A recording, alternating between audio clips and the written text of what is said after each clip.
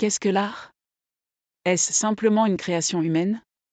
Ou bien un espace vivant où la nature, les êtres humains et le divin entrent en résonance? Lorsque nous regardons l'art à travers le prisme du Shinto, le monde change subtilement.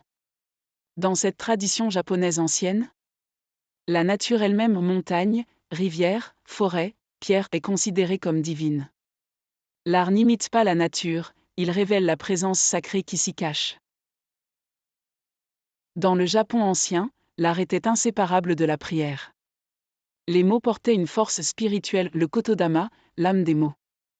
Les danses et les chants invitaient les dieux à descendre, et les festivals rassemblaient les communautés dans une même pulsation de joie et de dévotion. L'art était alors une forme de prière, un pont entre les dieux et les hommes. Le Shinto accorde aussi une importance particulière à l'espace entre la forme et l'informe. Les sanctuaires, les objets sacrés et les architectures ouvrent un espace tangible, une forme. Mais c'est à travers la danse, la musique et les paroles éphémères et invisibles que cet espace est rempli d'une présence vivante. C'est dans ce lieu intermédiaire, cet Aoi, que l'art prend véritablement vie. Les festivals incarnent cette vision de manière spectaculaire.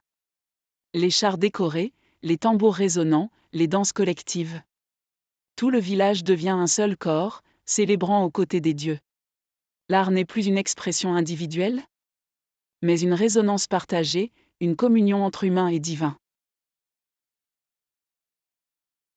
Cette sensibilité a façonné toute la culture japonaise.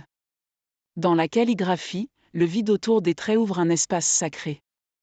Dans la cérémonie du thé, la simplicité et la pureté révèlent l'instant comme un don unique. Les jardins japonais ne reproduisent pas la nature, ils en dévoilent l'essence. Et dans le théâtre no, la lenteur, le silence et le mystère, igen, suscitent un sentiment d'invisible profondeur. Aujourd'hui, dans un monde où l'art est souvent guidé par le marché ou l'individualisme, le Shinto nous invite à repenser profondément notre regard. Et si l'art n'était pas seulement expression, mais aussi prière? Et s'il était un moyen de renouer avec la nature? De retisser des liens entre nous et le monde vivant? L'art existe dans l'espace entre les dieux et les humains. Il est offrande, jeu, silence et rencontre.